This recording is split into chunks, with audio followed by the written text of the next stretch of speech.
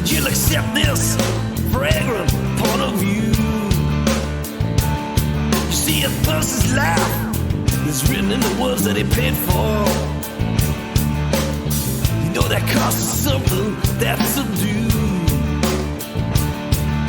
Forget all you see and hear in the so-called public town. Embrace this life and how you live and what you do. Yeah, treat everybody with the peace you have inside. Do unto others like the good book says to do. Now I had to find several reasons to trust this.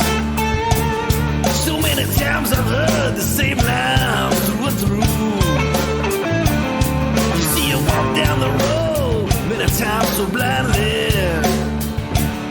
Only thing that matters is the path you choose. A simple man would have gotten busted. The righteous man would have been accused. Looking down this road forever after. We all got something to lose.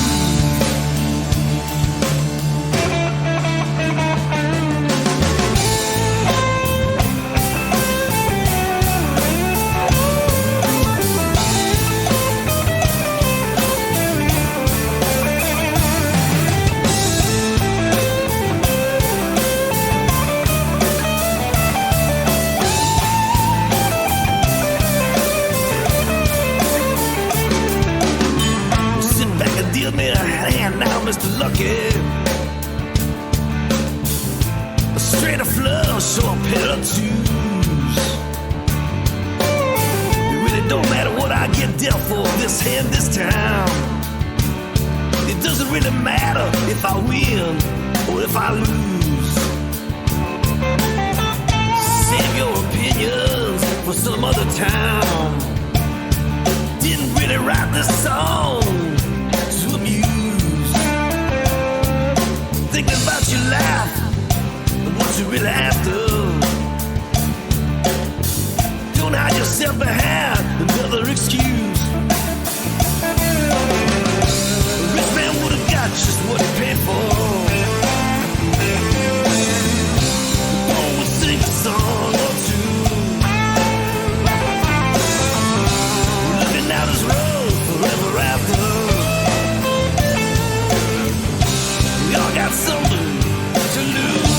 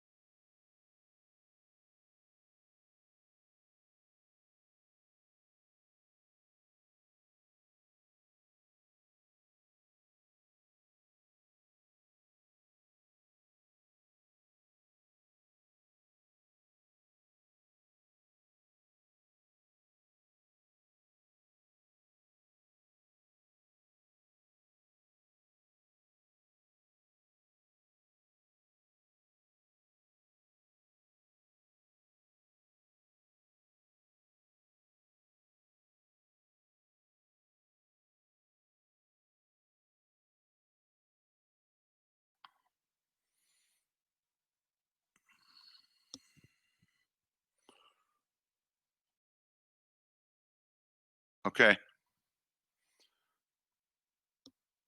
Okay, we'll do another sound check.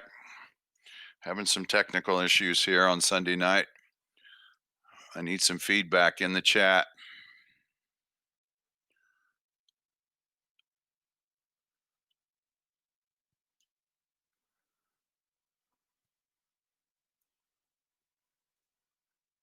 Good? All right, we're good. Good evening, Patriots, and happy Sunday night. That was our favorite guitarist, Steve Harvey, Something to Lose in the intro song. So I hope you all like that. And today, June 14th, 2020, is Flag Day, but it's also our 45th president's birthday. So we want to wish President Trump a happy birthday, as I'm sure everyone's been thinking about this all day long. I have been. And don't expect me to sing happy birthday. I don't think anybody wants to hear that. However, we might be able to talk Lady J into it later. We never know about that.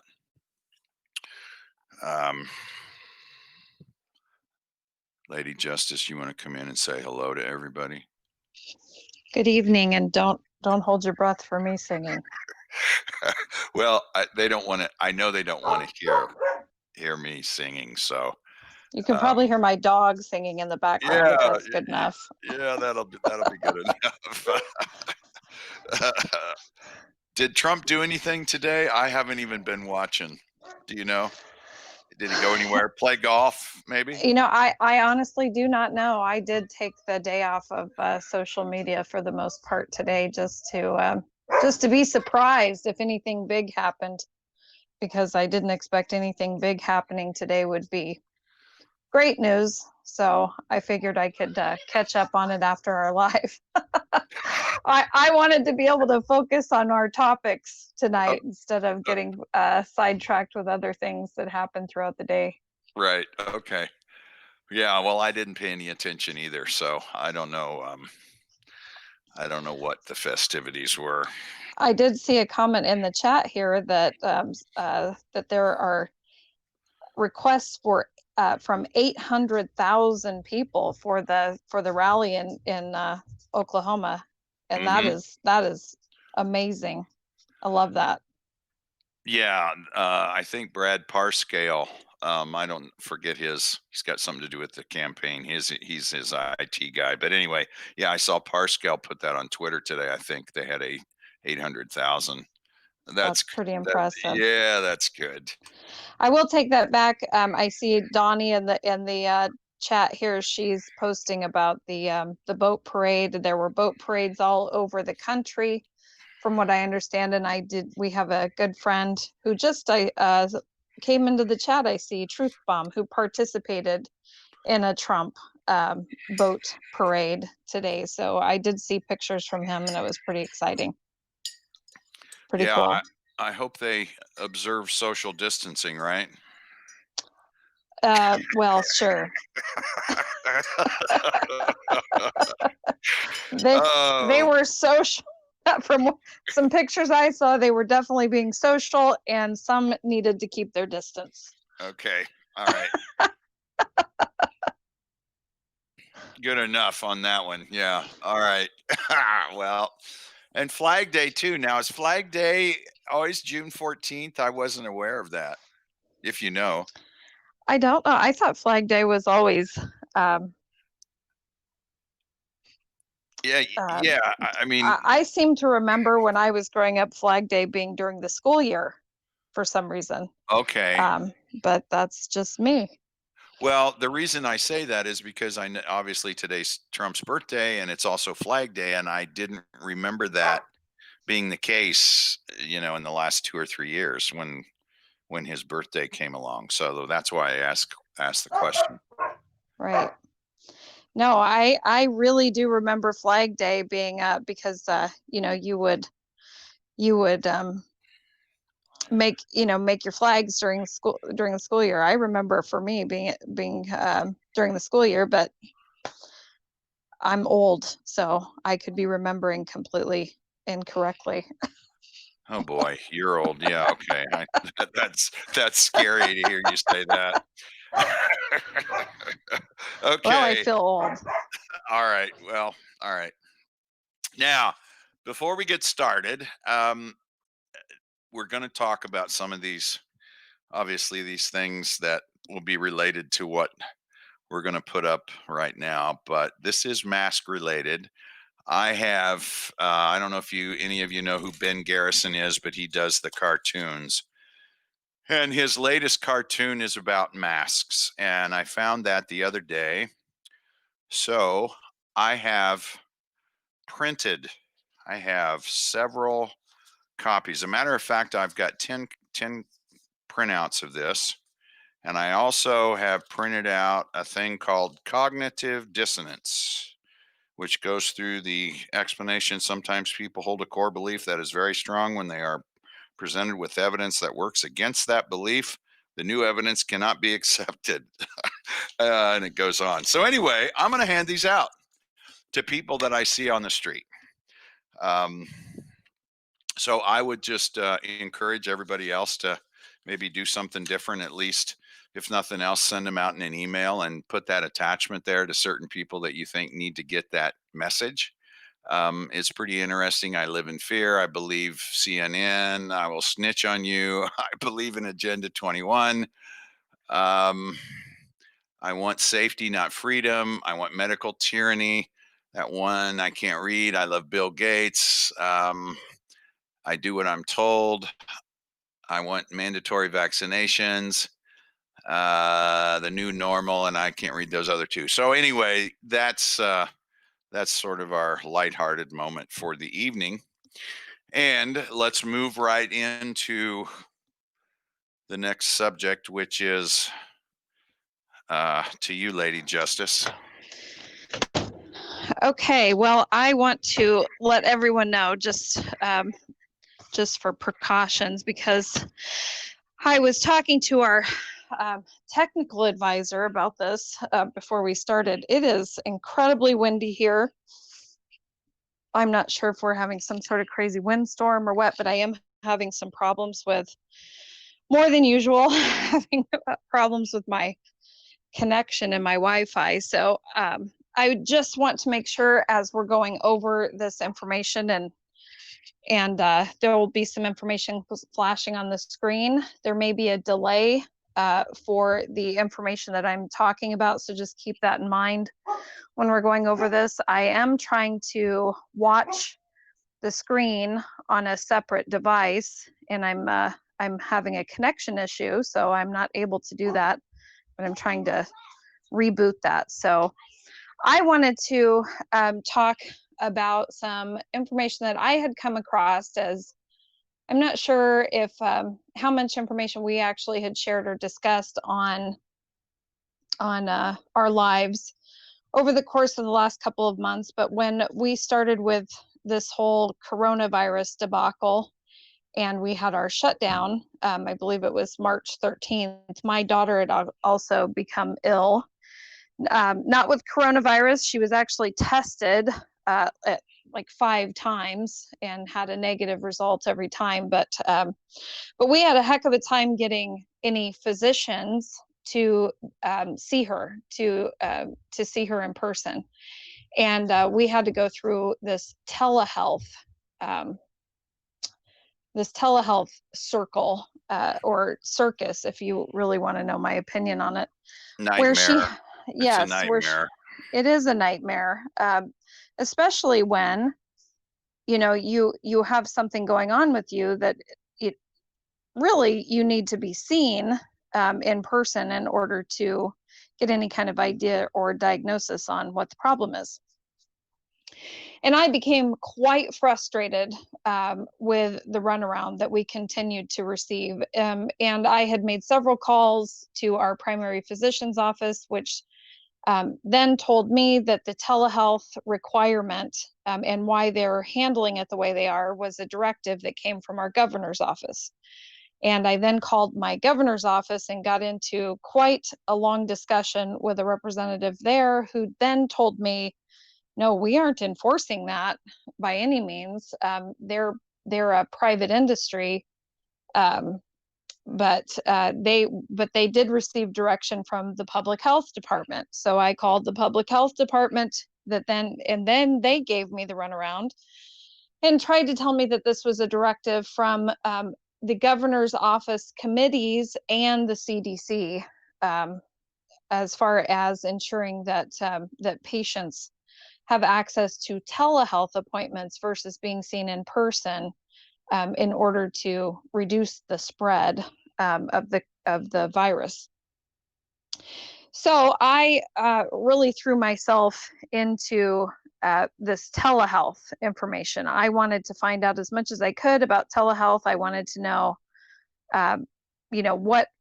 what exactly was going on, because I felt like I was not receiving. I wasn't getting the full story. They definitely were not giving me the full scoop. So after some research, and if you could help me out, Paladin, if you're looking at the screen, the YouTube screen while we're talking about this, I'm not sure. I can't see it right now. Okay. Of course, this would be the ideal time that I'm flying blind here, but Down, yeah. I did a lot of research and I came across a site that the acronym is EMAC, EMAC. Because I was specifically looking for information on directives from the governor's office and telehealth. And I came across this information on this website that showed me, It's up. are we looking at the screenshots, or are we looking at, okay. We're looking so we'll look at at the screenshots first. Okay. Yeah. Good. Emergency Management Assisted Compact. Yes. Is that what you're? Yeah. Okay. Mm-hmm. Okay. Are we looking at the website or the screenshot? Website. Okay, the website. So this is the website that came up for me when I started really digging into this and trying to find out information on this telehealth. Because I was told by my governor's office eventually that what they did have a role in is that they were able to increase the payments for doctors that would be accepting telehealth patients. So they increased the payment for doctors to receive on these telehealth payments. So I found this information, and when I came across this EMAC website, I did a search on the website to look up specifically telehealth. I don't know if we're demonstrating that right now as far as researching telehealth. Okay, we've got a little bit of a delay here. I'll let you know. Yeah. Yep. We have about a 9-second delay, people. So you might hear a little pause here and there, but I want to make sure that. Okay, so we've got the search. Up. Yeah, we've got the search up. So now we need to go to the document itself. If you scroll down, it will show the document itself, and it will show an upload date or created date, which is November 30th. Of 19, right?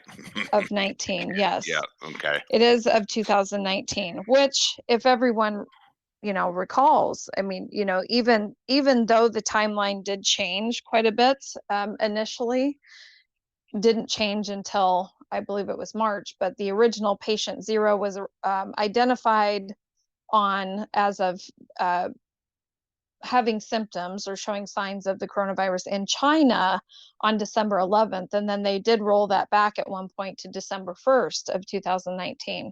So this would have been the day before, on November 30th, that this document was created. And this document is also predated. If you look at it, and you can open the document and scroll through it if you want, and we can certainly put a link to this document in the description after the if we're going to piece out the live, so we don't get any problems with strikes, copyright strikes, or getting any issues with the live.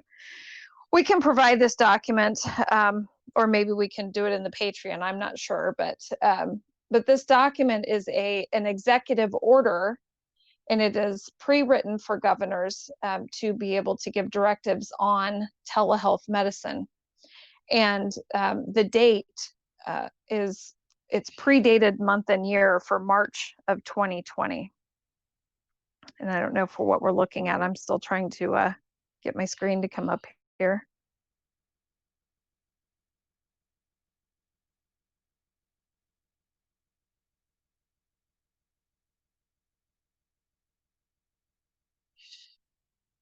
Are we there?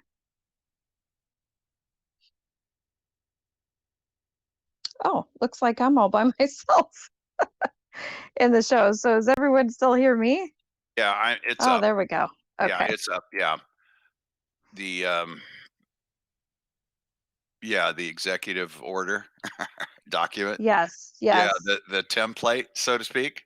It's the template, yes, and Yeah. it's predated for, it would be, if you scroll down, if it's on the second page, I think it's a 2-page document, and it is predated for March of 2020.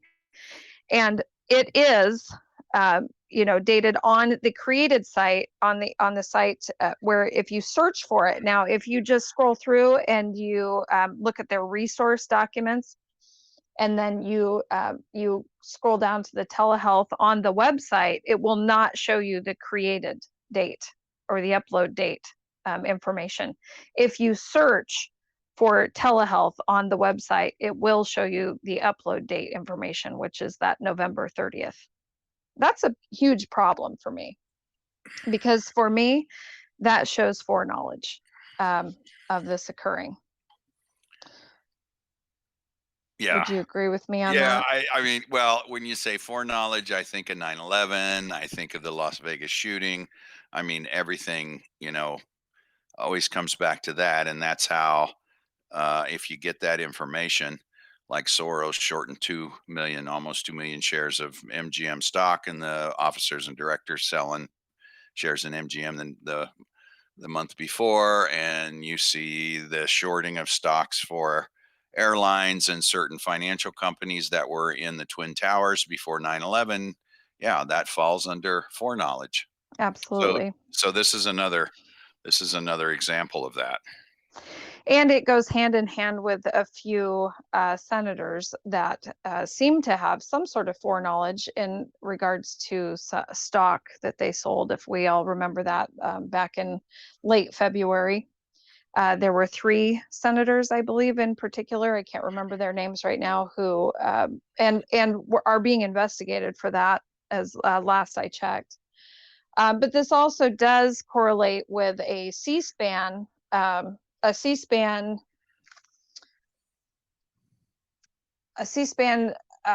video that is only available on the C-SPAN website. It was a Senate hearing, a Senate hearing on broadband availability, and there were others prior to this date, but the date that I'm referring to is on May 13th. We're not going to show that. It is something that we're not able to show on the live, and we're not able to access the information. You do have to pay for it now, but that C-SPAN video showed that covered that particular Senate hearing.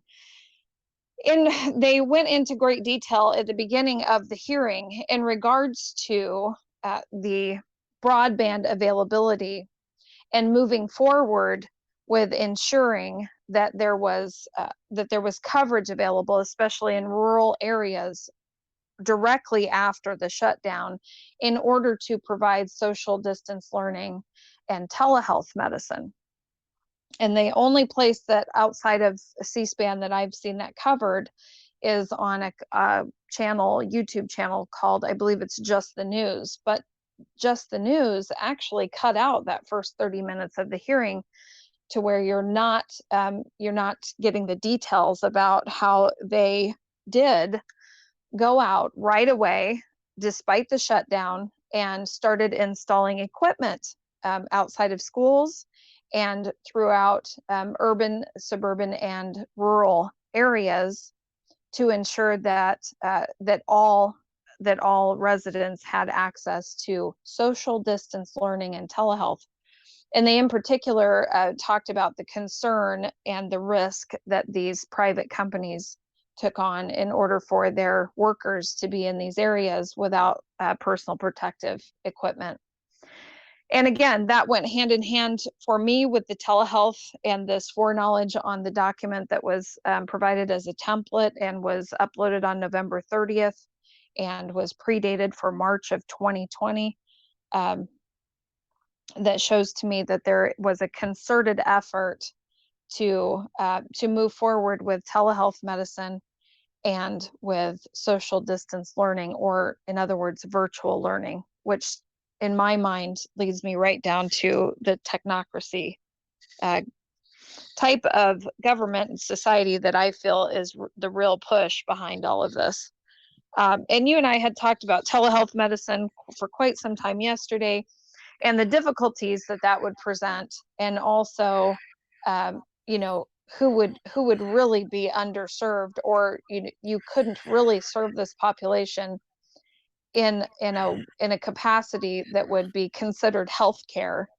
And the first way to do that is to get rid of a population that would be at risk health wise, which would be our elderly population, first and foremost. And the only way that I could envision them actually being able to assess you through a telephone or through a smartphone or through a computer is if they were actually able to scan you somehow. What are your thoughts on that? Well, yeah, that's possible. And we talked about this, and I said, I related it just a week or so ago that I had to get a follow-up blood test for something that cropped up in a blood test in December. So my doctor wanted me to get a follow-up blood test. And so I eventually did. The blood test was supposed to be in March, and the office closed. Anyway, long story short, I had the telehealth appointment 2 weeks ago, week and a half ago, I guess it was. And part of that was they prep you for that. They call you and they say, okay, do you have an iPhone? Do you have this? Do you have that? And then what we need you to do is we need you to get your weight.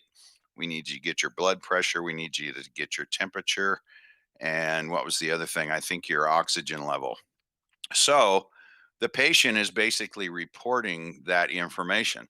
So I could have, given them really anything I wanted to, because they didn't check it. So it's interesting you bring that up.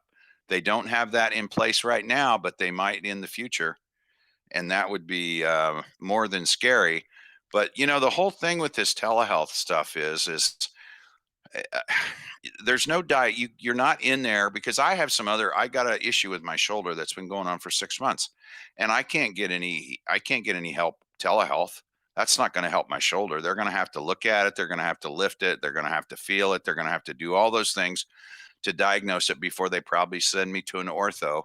But the thing of it is, I couldn't get that addressed. And, this whole thing of, if we expand this discussion out to, did they not tell most people if they tested positive for COVID to stay home unless they were really, really bad, and then they took them into the hospital? Is that not right?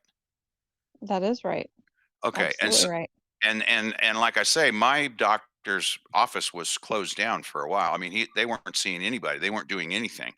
So this whole thing, part of this, and this is always, they kill 100 birds with one stone whenever they do this stuff, is there has got to be some serious health issues for the elderly that need to be going in to see a doctor to get diagnosed, to get follow-up treatment, and to get treated for various things that are going on. Because I mean, I know my father, he's 90, and he's got 4 or 5 things going on. So it's always a balancing act with all the testing to make sure everything's in balance, and they try to do the best they can with that. And this is really severely hurting our health as a nation, and as individuals. It's really a serious situation. And it looks to me like they just want to they want to continue with this. And I think you're headed down the road to say this is going to be the new normal. Is that what you're hinting at? I believe it. I believe that's the goal. Yes. I mean, that was definitely the impression I got from the Senate committee hearing when I watched that on May 13th on C-SPAN. That was definitely the road that they want to travel. Okay. And I mean, still to this day, there are different states that have different proclamations with obviously, varying expiration dates on their proclamations for emergency, for states of emergency, for what different directives are in place for, services, for businesses opening, so on and so forth. In my state, the majority of those proclamations expired on May 27th, which I am to understand would also include this directive for telehealth medicine. Now, I happen to know in Pennsylvania, in particular, they are extending that for as long as they possibly can, along with a lot of other states along the coast.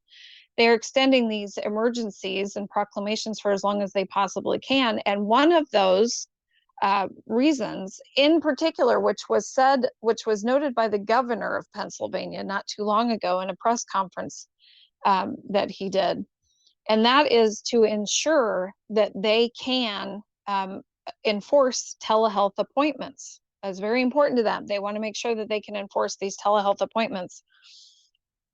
And I feel that is a huge problem. However, even though we have not had that proclamation since May 27th, my daughter, who is still battling a health issue and is to see a lung specialist, and she's not elderly by any means. She's in her very early 20s, and she is needing to see a lung specialist. Well, she also has allergies, pretty severe allergies at times. And she developed a cough from her allergies, which she's quite familiar with. She's had it for years. But because she had the cough, now this is just amazing to me. And we're talking about a person who's been tested for COVID 5 different times. So she developed a cough. And because she had a cough, they wouldn't see her for the lung appointment, which involves her having to do a breathing test and, x-rays and so on and so forth. They have to see her in person for this, but they wouldn't do it because she had a cough. Now, so the answer is, okay, well, if you want us to see you, you have to go and get tested for COVID. Well, not only do you have to go and get tested for COVID again, you have to get tested twice. And you have to test negative twice in order to be seen with a cough. How does that work exactly? Do you go and get tested one day, and then do you go and get tested the second day, and then you have to wait because it's a lung specialist, you can't get in right away. So then do you have to wait for that time frame to get that appointment with that lung specialist? Say it's 5 days later. Do you then have to go get tested again in order to even see the lung specialist because you've gone 5 days without being tested? How ridiculous does this really go? Well, it is really ridiculous, and I think someone in the chat has brought up something that I was going to say, and this is this would be a good jumping off point to get to holistic health. Would you agree? I We can do do it. agree. I absolutely do agree with that. Now, I do want to touch on, things like that maybe towards the end of the show here and talk about where, this leads me to the end game here, the end goal, not for the bad guys, for the good guys, and what all that means. So, but yes, absolutely. It could mean holistic health. I will tell you though, my daughter has been off of work because of this. I mean, she's been on medical leave for over 2 months now because of the fact that she's had these health issues, and they continue to, to point at this possibly being COVID, right? I mean, she's been off work. She's been very conservative with her money. You know, we've had some difficulties with the unemployment. You know, she's definitely not made of money. Okay. And so when you're talking about holistic health and your limitations on health insurance, that's a problem also. You know, I mean, there are obstacles here in just transitioning to that type of healthcare. Now we have pursued different avenues, you know, as far as essential oils and you know, other herbs and sources, vitamin sources, CBD oil, and that's actually helped her tremendously. But she is still having an issue. There is still an issue that we need to identify. And we did actually get to the point where she saw a doctor, and they have identified it's an issue when she's breathing out with her lungs versus when she's breathing in. So we really do need to, you know, to identify the problem. But, you know, we have to take that into consideration as a society. You know, there are a lot of people that wouldn't have the means to be able to pay for holistic health initially, you know, Mm-hmm. Yeah. when we're envisioning that transition. Yeah. So, you know, that can be an obstacle. Yeah, that is part of the what I want to say. That's part of the model that we're going to have to deal with, because a lot of the insurance won't cover that. So Yes. we're going to have to make some sort of a conversion there. But I think that this is actually opening the door for people to do, you know, to go actually to look for alternative help in this regard as far as your health goes. And like I've said for years and years, this is, you know, the healthcare industry is really not healthcare. It's actually, um, you know, the pharmaceutical companies that are running the healthcare, not the doctors. Oh, absolutely. I think we saw that clearly with the hydrochloroquine debacle, you Yeah, know. yeah. And we're going to get to that. So, okay, I'll tell you what, let's go to Mr. Floyd, Okay.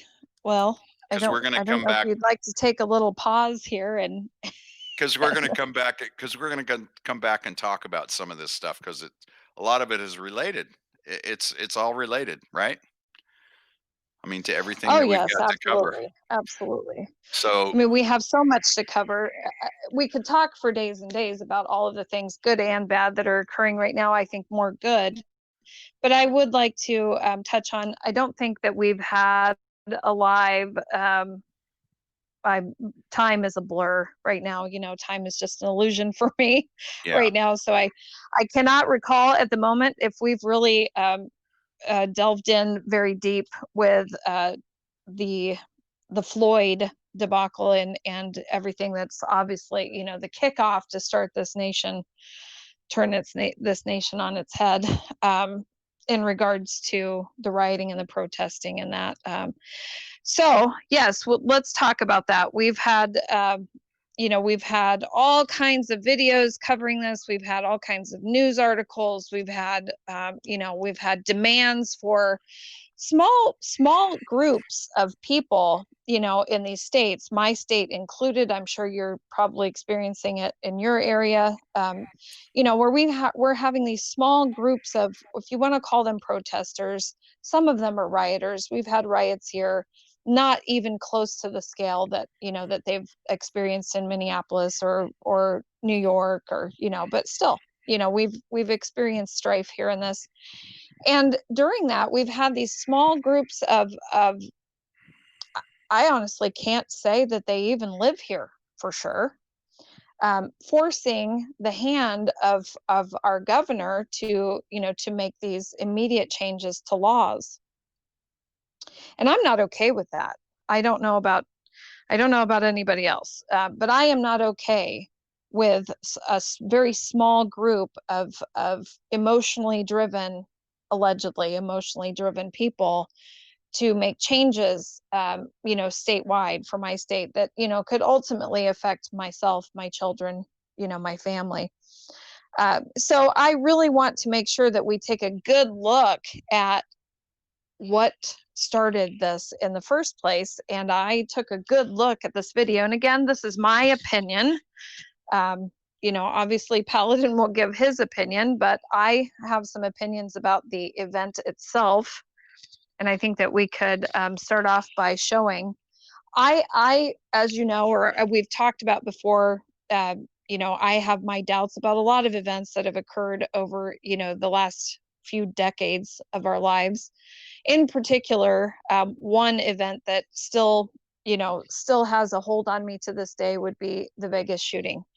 And I see these, what I would call signals that happen in these events that catch my eye.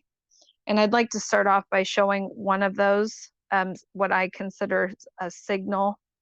So if we could play a short clip of a video here in a few seconds, and I'll let our timeline catch up here with our topic on discussion.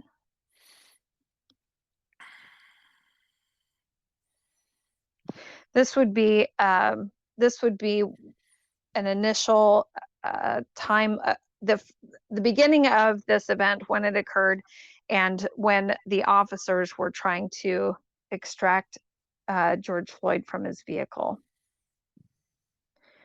And there was a vehicle that was alleges Floyd refused to enter the car, even after officers moved him from the driver's side to the passenger side. And you see the police officers coming around the car, and he takes his flashlight out of his hands, and he walks to the side of the vehicle, and the driver's side of the vehicle, and he flashes. This video was filmed around the same the time flashlight near the Speedway gas station across the street from Cup Foods. The video. I think we're going on to the next video here. Yeah, we are. Yeah. Okay. Yeah. But he pulled it out of his pocket. Not sure what happened there. Okay. We may be doing a redo. Okay. There we go. Yeah. Okay. Second time's coming up. There we go. Second time. And he's pulling it out of his pocket. Pulls his flashlight out of his pocket. Yes. Flashes it. He's turning it on and flashes it. You see, he'll flash it, flash it, flash it. And if you continue to observe, as he goes to grab George Floyd, who is not being cooperative, you can see on the ground and on the door of the vehicle, he still has his flashlight in his hand. That's a problem. Shortly after this, you know, they move Floyd over to the sidewalk, and then they move him across the street. Now they move him across the street because all of a sudden there are other police officers who show up on the scene. So that is just one signal that I have seen, and one instance in particular in the Vegas shooting that, you know, just immediately caught my eye. I've seen it in other events that I feel it is the use of a signal, and that's a problem for me. Now this next video, I'm not going to talk through the first part alleges of it. Floyd refused to enter the car, even after officers moved him from the driver's side to the passenger side. But this next video will go into detail about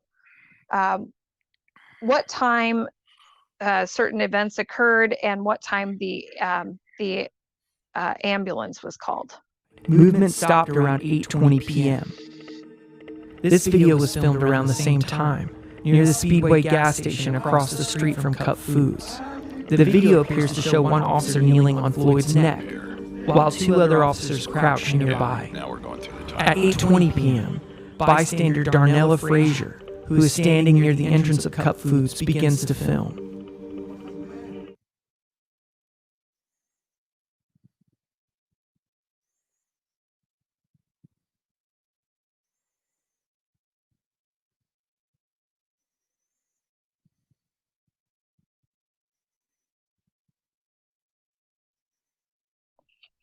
That is to demonstrate the urine stream at 8:22 p.m.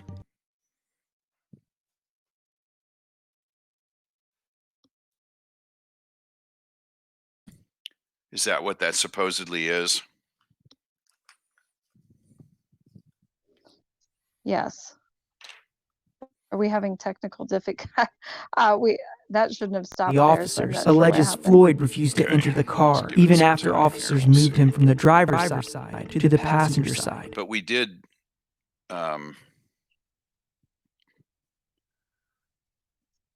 look at that today. Is that Movement stopped around 8:20 p.m. endless loop here?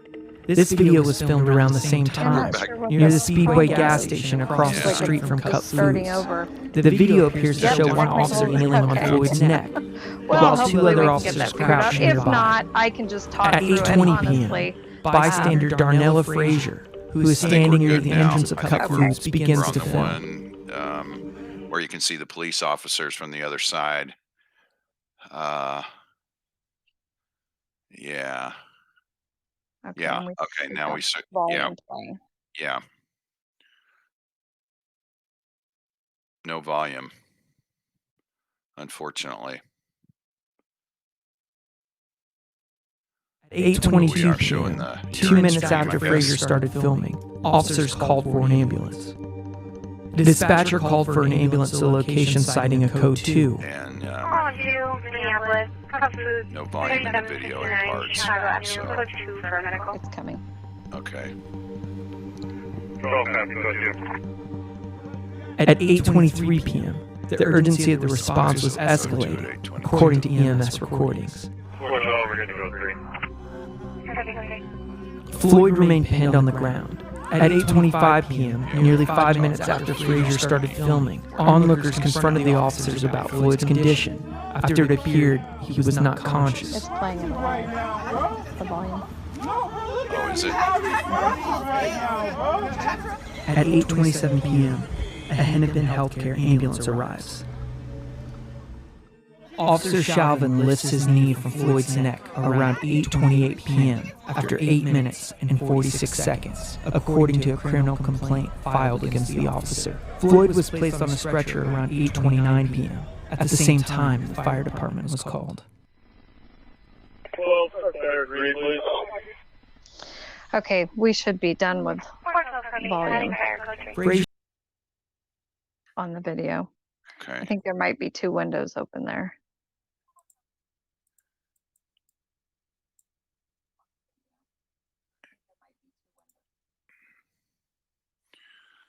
Yeah, we just showed the ambulance leaving and now the fire trucks arrived. Right. Okay. So what I was trying to demonstrate here, and I can go ahead and release this on my channel, so we have this, but this will show a timeline. There's no volume in this part where it says timeline of video and movement. There will be no volume from the video in this.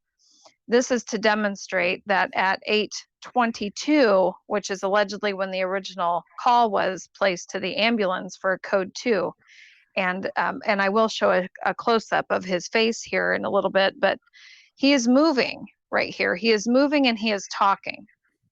So, you know, the call for blood from the mouth in 8:22, in all honesty, if you want to believe this happened exactly as they say, you would have to consider that in any other position, for someone to be in this position who just committed a crime and and struggled to be put into a vehicle, and they did the courtesy of calling for an ambulance when he had a little blood on his mouth, which I, by the way, do not see, then you would have to consider that he is receiving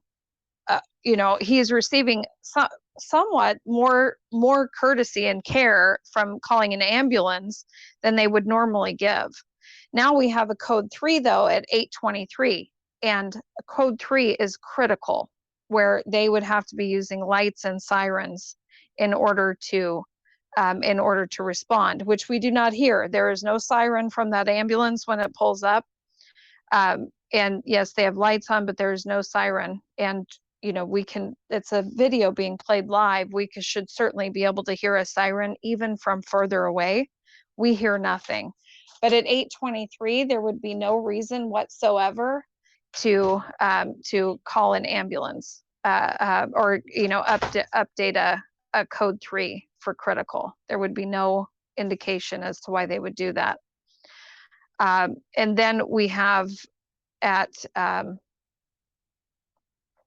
8:25 is when the ambulance arrived.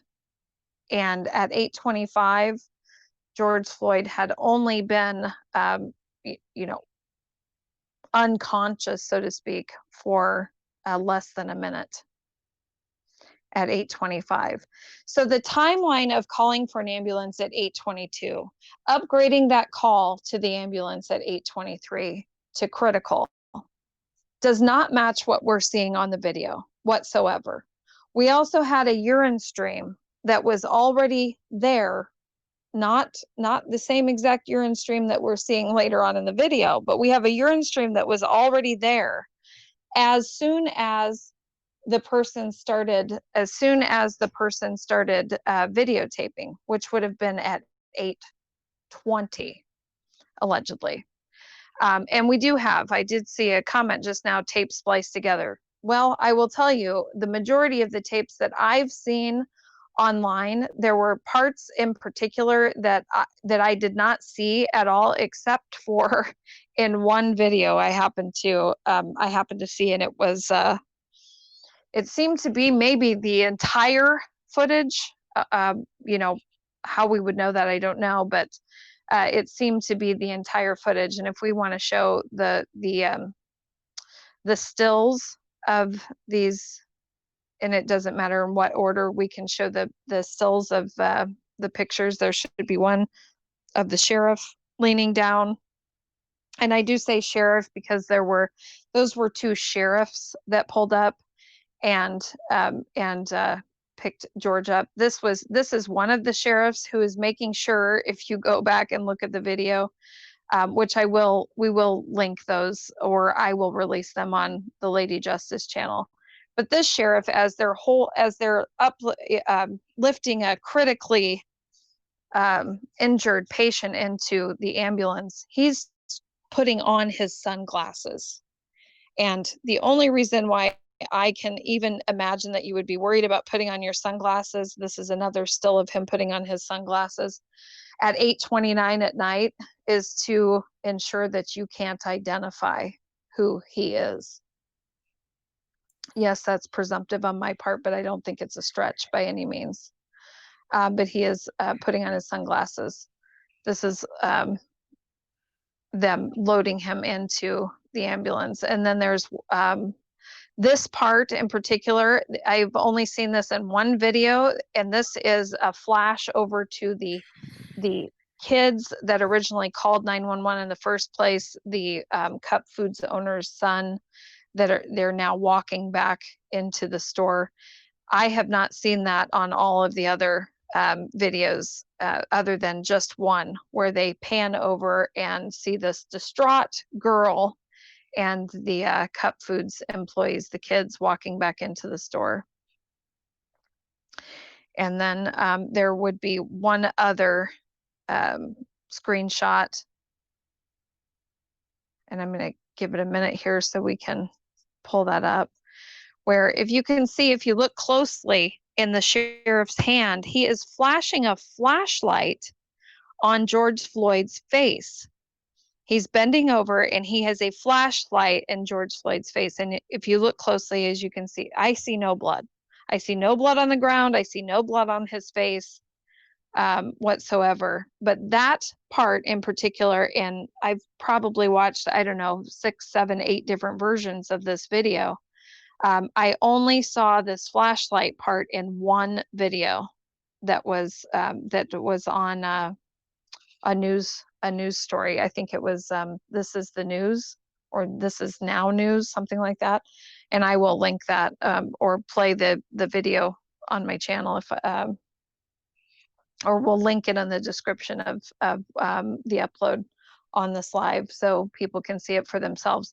But absolutely, it does appear to me, the videos, even the dragon, or the dragon walk, I think it is, the restaurant surveillance camera, the body cam that was released, and this video in particular that was filmed by Daniela Frazier, I believe her name is, seems to be edited. There is a lot of editing happening here.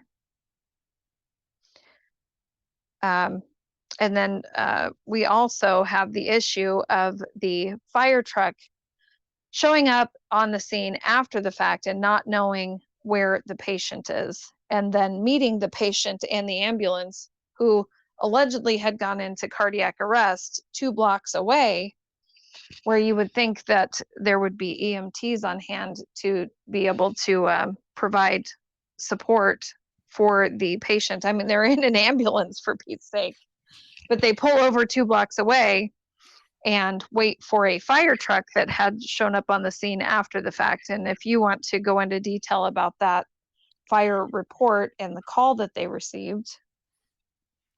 Yeah, did we ever determine who called the fire department? Was it the EMTs? Well, I will tell you, there's one story out there, and I think it was on the Washington Journal video YouTube site, where there's a narrator in that particular story saying that the fire engine was called for crowd control when they already had six police officers, I believe, on the scene.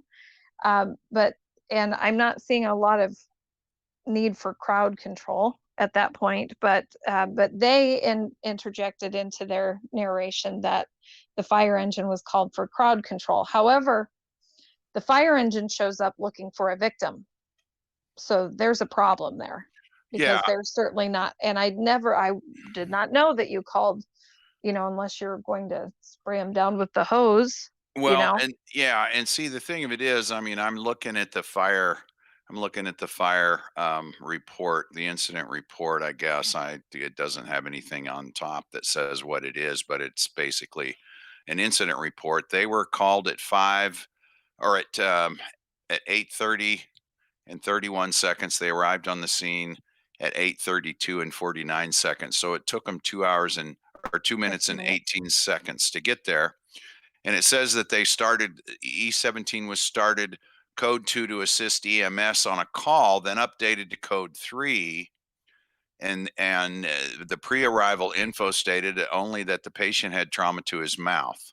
So it says that they arrived at Cup Foods with multiple squads on scene and small crowd of citizens, and they proceeded to try to find the patient. Well, the patient is actually 4 blocks away, 2 blocks over, and 2 blocks up. So they're actually 4 blocks away. They've been sitting there for now at 8:20, at 8:32. They've been sitting there for at least 5 minutes. Now the question is, why didn't they transport him straight to a hospital, which was about 6 minutes away? The Hennepin County Medical Center's on 8th Street. There was also actually a closer affiliated emergency room that coincidentally is a heart hospital that was at 26th Street, which would have been 10 blocks away. But instead, they must have stopped at this intersection to deal with the patient. And the fire truck finally caught up with them at 36th and Park, which is, like I say, is 2 blocks over and 2 blocks up from there. And 2 of the crew members got in the ambulance from the fire truck. And I mean, this has got all kinds of problems. Why didn't the ambulance just go straight to the hospital? Because by the time the fire truck caught up with them 4 blocks away, they probably could have been at least at the hospital or very close to the hospital.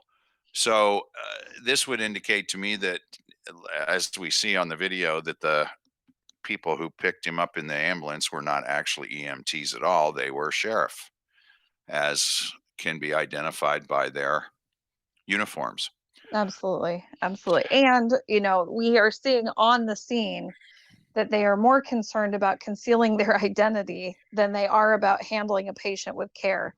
And, I have witnessed several accidents myself. I've had to have, I've had to call 911 to my own house. And I will tell you, I mean, imagine the stretch on a city or county budget if you received multiple calls and you had multiple emergency you had multiple emergency services showing up for the same call, and they weren't aware of prior calls. That doesn't happen. There is no way that this fire engine would show up on the scene allegedly for crowd control, but looking for a patient or a victim that they were supposed to be assisting. They show up after the original ambulance had already been there at 8:26 and had left by 8:29, and they were called at 8:30 after the ambulance already left.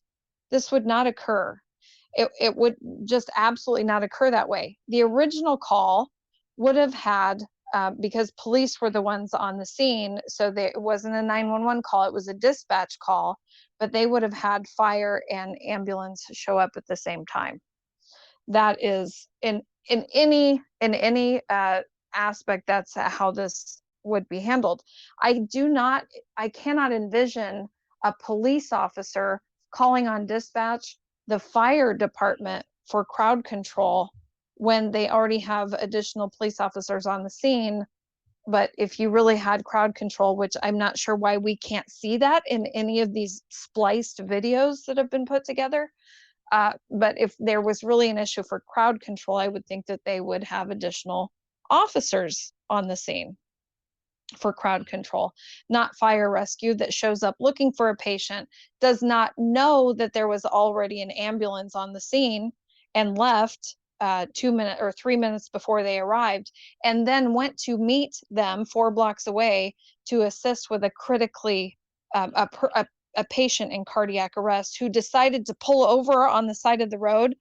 I will tell you what, if I were George Floyd's family, the first lawsuit I would be putting in place is against the county for pulling over the side of the road and not taking my family member straight to the hospital, who then died and was called, time of death an hour later. It was an hour later. Well, yeah, but I would push back on that, because I would cite the Obama Foundation's Twitter account, which posted a picture of Floyd, okay, on May 17th, and I would say that, and I would also add that I'm wondering if there's something funny going on here, that if the Floyd family isn't going along with it, because I checked last week and their GoFundMe was $12 million.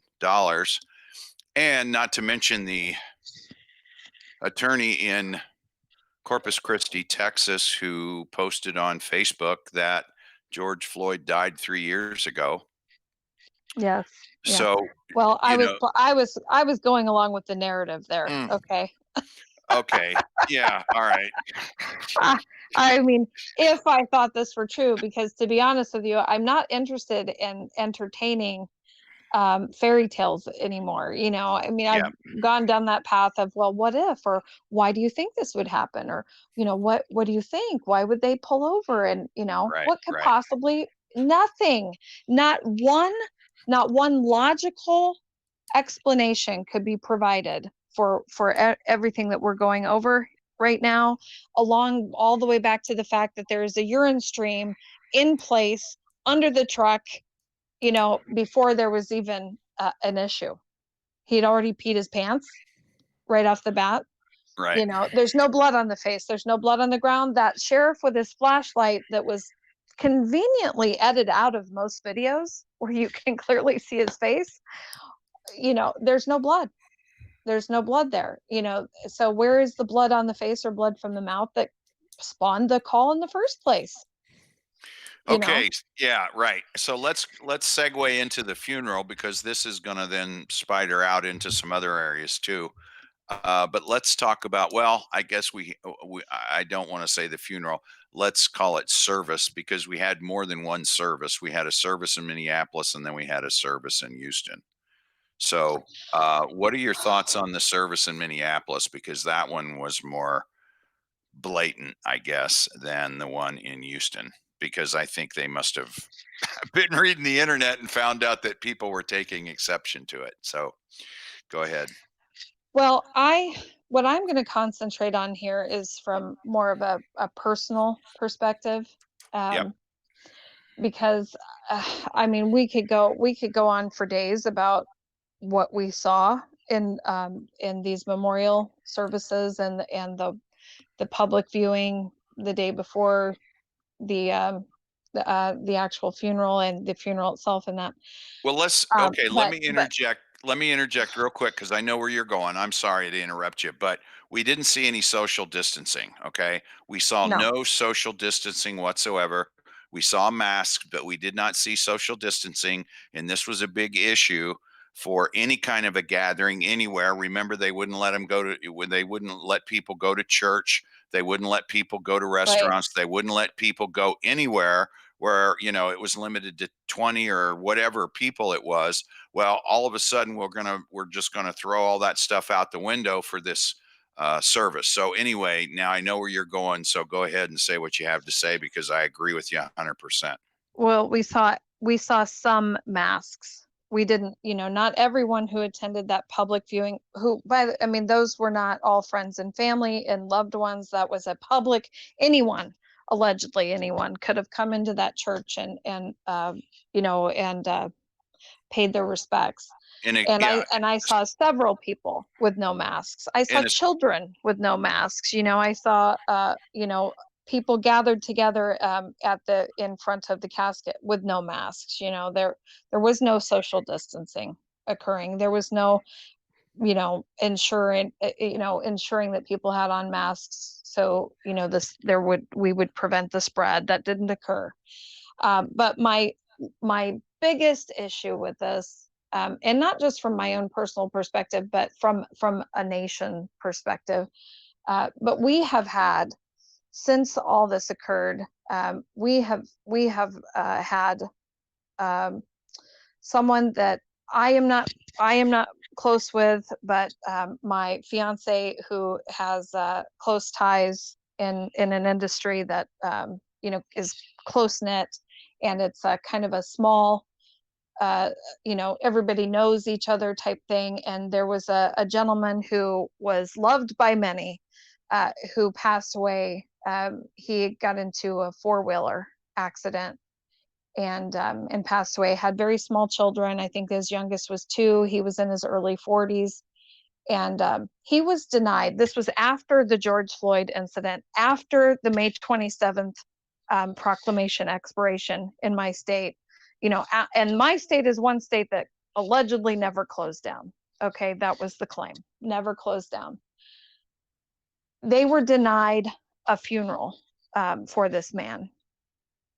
And they had to, there were hundreds of people who gathered together, and this just happened this past Thursday, who gathered together and drove by this man's house in droves, just one car after another, because they were not allowed the opportunity to gather together and celebrate his life. And it makes me sick to think about how many people have been denied that right, to say their goodbyes to their loved one in a manner that, that we all have had, we should all have the right to do over these many months of, this pandemic, which is an obvious scam, from the perspective of being as dangerous as they've claimed. They've walked back their own stories, all of them, as far as the level of danger that was in place.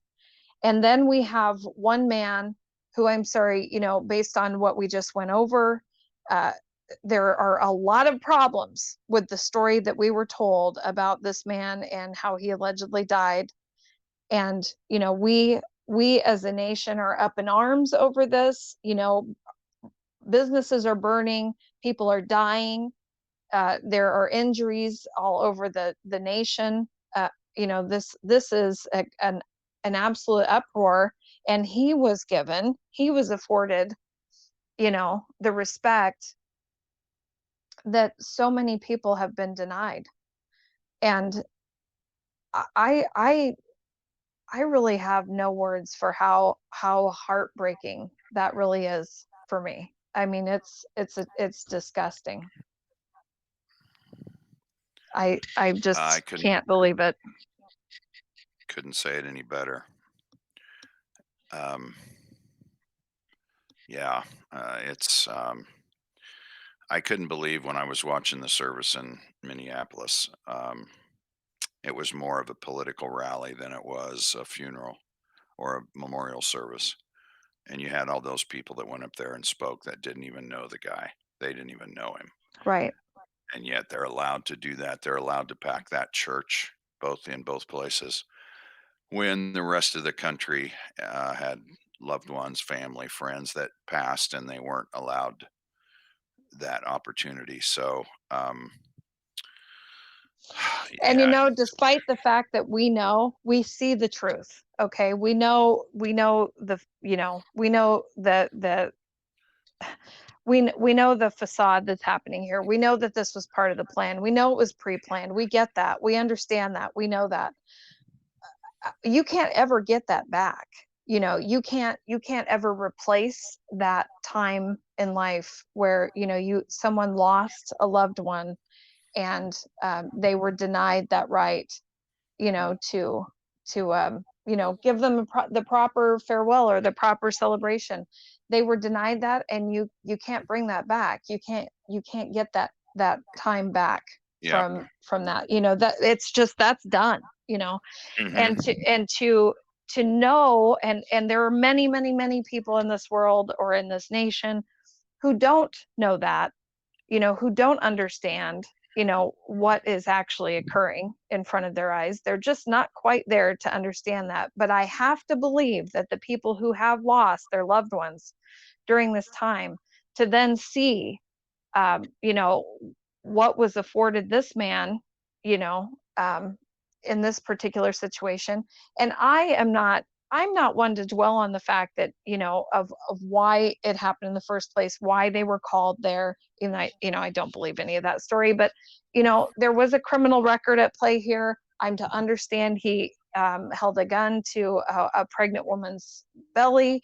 I don't know. I didn't go down that path. I didn't read those stories, but I've heard them. I've heard what's going on here. So, no one deserves to, if what we were seeing were real, okay, no one would deserve that. No one. And don't Yep. even get me started on the fact that, you cannot restrict the airway in the position that police officer was in. You cannot do it. And Okay. I don't even want to go down the path of that, but it just didn't happen the You way. sound you sound like the mother of a wrestler for some reason. Yeah, I don't know for why I say that. several years, and many, many, many, oh my God, endless hours of sitting and watching. Matches, right? Yes. And moves, illegal moves, whatever you want to say. Now you can restrict blood flow, but that isn't blood flow to the brain that you're restricting back there. Not to mention that his knee was on the back of the large bone that's at the base of your neck, the majority of the time. And while he's moving, as we clearly demonstrated in that video, but I know you couldn't see it very well because it wasn't playing very well, but clearly demonstrated in that video, as Floyd was moving, turning his head, lifting up, going down. And yes, I've heard it all. Oh, he had 3 other cops on him. Well, as he was moving, lifting, turning his head, and talking, Chauvin was balancing on his, the base of his neck, balancing and moving his knee with him. So, so he was able to continue to move. That is why he reached out and balanced himself on the back of the vehicle. Instead of putting his hands on him, he was balancing himself with one knee. The weight of his lower body was on his right knee, not his left knee. And if you watch it without emotion and watch it closely, unbiased, you'll see that. You'll see that's what's going on. So we know, I'm saying, what we're seeing is a lie, and we've had a nation up in arms over it. We've had people losing their businesses. We've had other people losing their lives over this. And on top of the fact that, those who aren't even trying to be involved in the protests or weren't in the line of duty trying to protect others from the rioters, have also lost loved ones who, have to be impacted greatly by the fact that this man was so celebrated and they didn't get to celebrate their loved one at all. That's just really a shame for me. Well, and not to mention the fact that I don't know how many times Chauvin looked up to make sure that the camera, that whoever was filming that was filming that. Because I think we all can agree that some of this stuff happens where police officers use excessive force on, victims, arrestees, whatever you want to call them. But it's very interesting to me that Chauvin didn't have that was not a care. To him, he didn't care that. A matter of fact, I mean, I think he was looking up to make sure that they were getting it all. And that is just ridiculous. I mean, if you believe that, you'll believe almost anything. You know what I mean? When he looks up Right. to the camera, I know at least once or twice. And, you would think if he was really doing what they said he did, he would have had one of his officers go get that camera or stand in front of him or whatever. But no, he doesn't. He just continues on with his charade. I see a comment in here I just want to make a note of. Ann C. says, his doctor says Floyd couldn't use his diaphragm to inflate his lungs because an officer was on his back pressing him on the pavement. That is his story. Okay, I'm going to point out several things wrong with that. One, I thought it was Chauvin who was charged with murder, not the officer on his back. Okay, Well, okay. number one for that. Yeah, let me interject here. Do we even know if any of those officers were on his back? There was one, if you look at the video, which again, convenient filming angle, right? Because Right, originally exactly. they That's were what I trying mean. to put him in the driver's side of the back of the vehicle. And because he struggled, they then took him around to the other side of the vehicle in traffic, no less, Yep. and tried to put him in the passenger side. Well, the passenger side was better because then they were hidden. The majority of his body and what they were doing back there was hidden. Right. That's Then my point. you weren't able to see what was going on. However, if that were true, okay, again, please go back and look at the video and watch it as closely as you can. Hopefully you can still hear me. But watch it as closely as you can. He is talking, breathing, moving his head, bobbing around, and he then goes limp. Okay, and he is limp for less than a minute. Now, I'm telling you, if you were struggling to breathe, and if you pay attention while you're watching this video and you're listening to the audio, and the best way you could do that is to just go out there and listen to a copy of the video on your own, and you will notice that you can hear George Floyd almost better, if not better, than the person who is recording the video. You can hear him plain as day.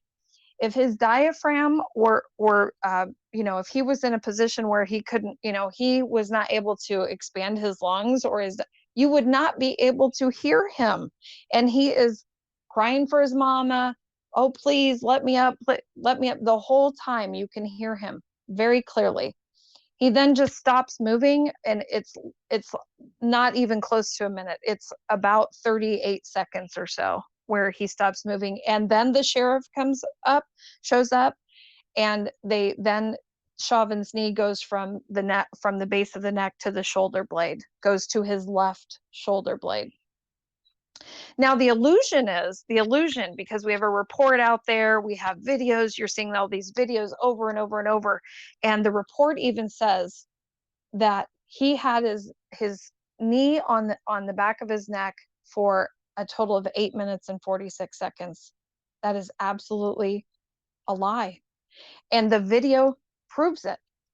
The video is only a total of about 9 minutes long, if I remember correctly, maybe not even a full 9 minutes, and he's not on his neck that entire time. He is also speaking, talking, moving for, more than 5 minutes of that video. Then we have less than a minute where he, goes limp, allegedly, even though when they move him, he moves his head. When they flip him over and put him on the stretcher, he moves his head without any other movement from being flipped over on that stretcher. But when they show up and they put him on the stretcher, that was at 8:29. She continued to film for an additional 2 minutes. So consider that when they're telling you that his knee was on his neck for 8 minutes and 46 seconds, that is a lie. And your emotions go with it. Your emotions go with it because you're seeing this emotional situation. You're seeing what they call urine that had already been there from the get-go. You're seeing a urine stream. You're seeing someone who's struggling, and then you're seeing them whisked away in an ambulance. But if you even just look at it from that perspective, it's absolutely impossible that he would stop breathing when he was just yelling, talking, begging, talking about his mama and moving. He was literally lifting up and moving his head, moving his body, moving his shoulders. You see what I'm saying? I mean, that just, 2 plus 2 equals, 5. 33 here. Yeah. Equals 33. Yeah. Right, 33 or 666, I guess. Yeah, something like that. In another timeline. And speaking of, I think this would be a good time to segue. What do you think? Sure, I think so. Other than the one thing that I do want to to highlight here is when we're seeing this and we're considering the fact that this video in this particular situation has ripped our nation apart. I do really think that these are the times, if you're seeing what I'm seeing, or if you'll take the time to see what I see, and you take the time, to really process the information, I do feel like these are the times, and it's a delicate conversation to have for sure for people who might not be able to see it. But, I feel like this is part of what we're here for, to make sure that those around us, our neighbors, our friends, our family, in any way that you can, where, it isn't going to cause, just a complete uproar in your life. But we have to speak out about this stuff. We cannot sit back and watch our nation be destroyed. We have to have a voice here. And I really think that, I want to stress that. It's so important. I would agree. Okay, so we're transitioning to what topic now? Your favorite one. Well, you have so many favorites. I have several. You have so many favorites. I have notes. I don't know yeah, what you do. So you have the agenda there. So, well, this will lead us into the last part of our show, and taking into consideration the delay that we have with the chat and the audience. This is where I apologize if I did not see comments that were in the chat that may have been directed towards me. I'm trying to stay on topic as much as I can here, and not go off on tangents, because I have a tendency to do that.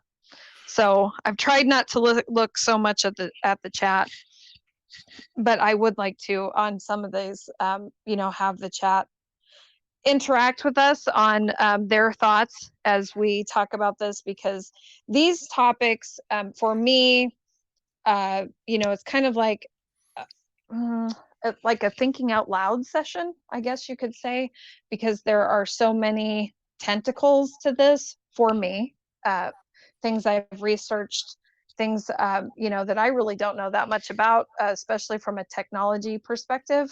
You know, I'm not the techiest person, as I'm sure most of you have figured out. But there are things that really intrigue me. There are things that I'm pretty darn confident about, in regards to when I look at where are we going from here? What is happening? What path are we on here? What's the end goal? And I'm talking about the good guy end goal, because I firmly believe patriots are in charge. You can't convince me otherwise. I have too much faith in what I've seen from our president, from what I've seen on over the last 3 years of steps he's taken, you know, executive orders he's put in place, you know, the reform on oh my gosh, the topics are endless. You know, you will not convince me that that man is not here fighting for us every minute of his day. He absolutely is, and knew when he took this path that he would be in jeopardy, at risk. I know that that's what I know that's who we have in our corner. I know that's what we're dealing with. So I look at this from an end goal perspective of, you know, where are we going as the good guys? Where are we going to wind up after all this? And when I do that, I have researched long and hard about how did they know, you know, how did they know these, you know, moves on the chessboard, before they played out? How'd they know? Because he definitely knew. Well, he and the team, you know, whoever the team is, they definitely knew. And I do look at this as a chess game. And there was a video in particular that, you know, that really summed it up in a way that I have been thinking for months now on why we're continuing to see what we're seeing. Because, you know, the people who want to oppose the fact that Trump is here for our best interests, the fact that, you know, that why would you believe in someone who's, you know, not taking action? Why would you believe in someone who's going along with this farce, the coronavirus farce, the riot farce, that, you know, all of these things? Why do you believe in that person? I believe in that person, and I believe in you know, the end goal for the good guys, because of the fact that the way I do look at this is that it was predetermined that there would have to be pain, there would have to be strife, there would have to be change, there would have to be, unfortunately, you know, loss, death, you know, that was all part of this, because there were moves and counter moves, kind of like a chess game, where, you know that the good guys are playing the bad guys in a game of chess, and you can see on the board that in 7 moves or 5 moves, whatever it might be, that the good guys are going to have the bad guys in checkmate. But in order to get to that checkmate, you absolutely cannot skip a move on the board. It has to play out. The game has to play out in order to get to the win, in order to get to the end goal. There's no shortcuts. There's no avoiding certain things. There's no avoiding certain moves, because it's predestined. It had to play out the way it's playing out. And that's how I see this occurring. And you know, that's really all I can say when people say to me, you know, how can you be okay with it? I didn't say I was okay with it. I would prefer it wouldn't have to be that way. On the other hand, I see, you know, a nation of people who have, myself included at times, you know, who have abused the freedoms and the liberties that our forefathers fought so hard for, you know, that gave their lives for. And you know, those things that created this country, and what we believe that this country was created on, and I do say we believe, that has been forsaken. It's been given away, it's been sold, it's been stomped on, it's been abused, it's been kicked to the side. And the morals and integrity and goodwill and and hard work, all of the things that you have to have in order to appreciate your freedoms and your liberties are being if they're not being just completely disregarded by people, they're being manipulated by the powers that be. So those things aren't important to you anymore, or you can't see through the facade of what our country's turning into. And so in that aspect, I look at it and think there was no other way. There's no other way except for some of this pain, the strife, the loss, all of the things that we're experiencing. I don't really see how there could have been any other way to go through this and to truly make the change that we need to make. And when I say we, I'm not so sure that everybody will make that change or will be able to see that path. And that's when I start to struggle. But when I really started looking into this and taking I really did a soul search on this type of stuff, and I really had to expand my mind and open my mind up to possibilities that I never would have even considered 2 years ago, 3 years ago. I never would have even considered could be a possibility. And part of that, which I'm going to let you kind of take the floor here in a second, because I'm going to have to step away for a minute. But part of that I really looked into, and I came to Paladin a couple of weeks ago, or it might have been longer than that, but we've been looking at the looking glass information for quite some time. I mean, that's been months at play. But I came across a video not too long ago that actually Paladin was quite familiar with and knew about. It was posted years ago. Well, there were a couple, two different people that were interviewed in particular, and one was in 2012, one was in 2007. But I've really struggled with the concept of this looking glass, and then all of the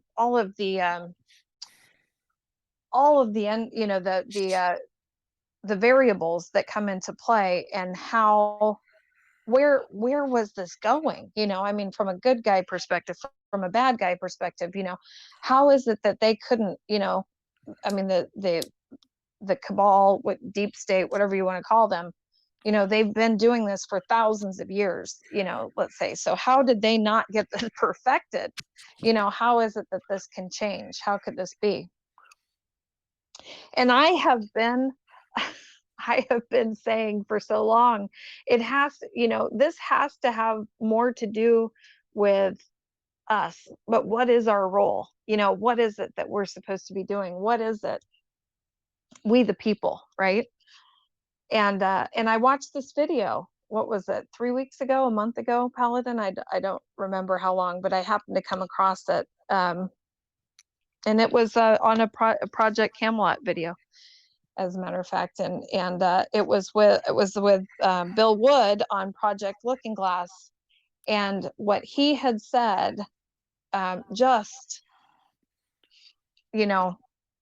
it was almost earth-shattering for me, in kind of summing it up or putting it all together. And that is from the perspective of however this looking glass was used, and the different decisions that can be made, or the different probabilities, because it doesn't just tell the future, it it gives probabilities on different decisions and how those could possibly turn out.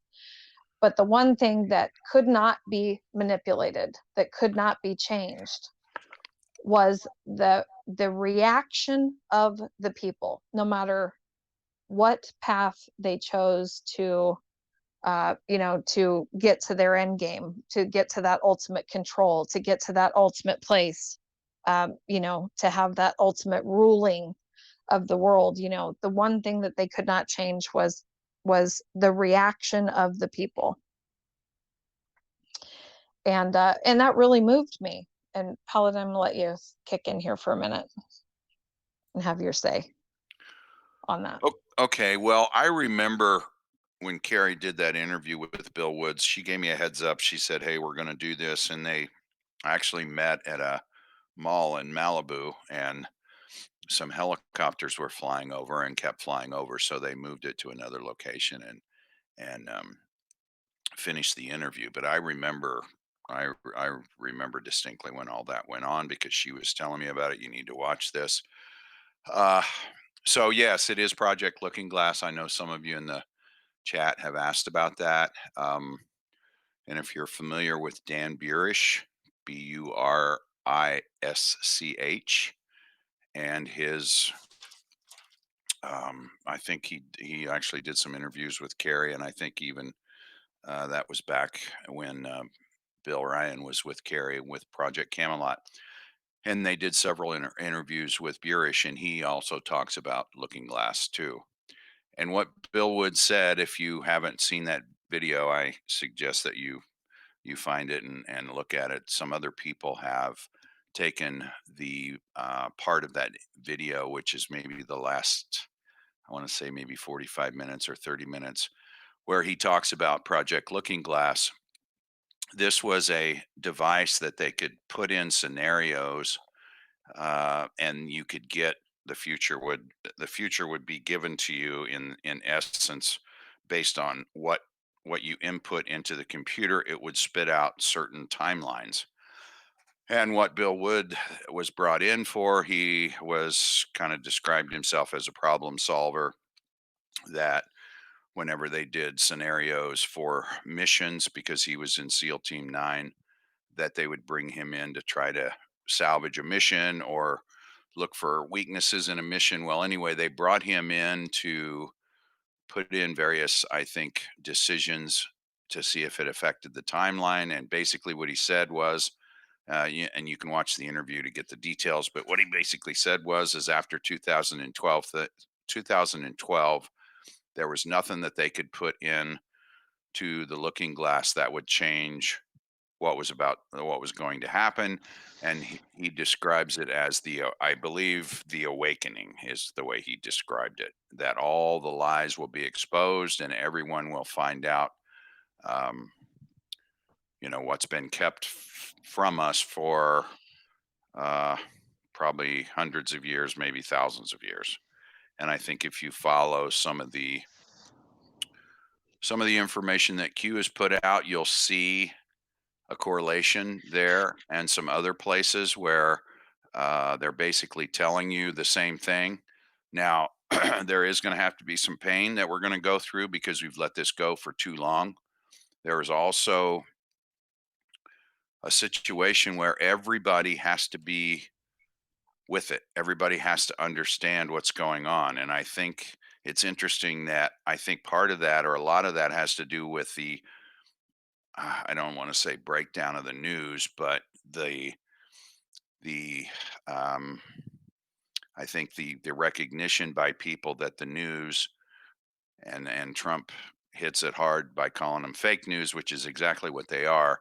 But I think it's been a breakdown of the reliance on the news, where people have finally come to the realization that the networks, the media, is not telling them the truth.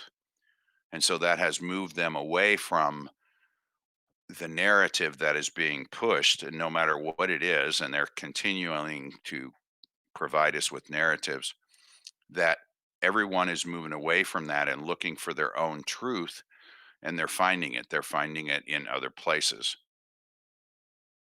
And I think that's what we're going through now. And whenever you see generals like Mattis, like Colin Powell, coming out in public and speaking up against the president and what he's doing, the deep state is running out of time. They are in panic mode because they can't stop what's coming. They are still trying, and we're going to get into a little bit of that because it relates to the COVID thing and Bill Gates and what they wanted to eventually do to us in an attempt to try to stop what's coming. But the problem is Trump's there. Trump knows what's going on, and Trump is not going to allow it to take place. But I think what we have to all understand is that we're going to have to go through some pain. I've said this before, and we are going through pain everywhere. I really don't want to go into my perception of that because mine is probably a little bit different and a little bit harsher than other people might want to hear. So I won't go into that, but I will say that this is something that we do have to go through.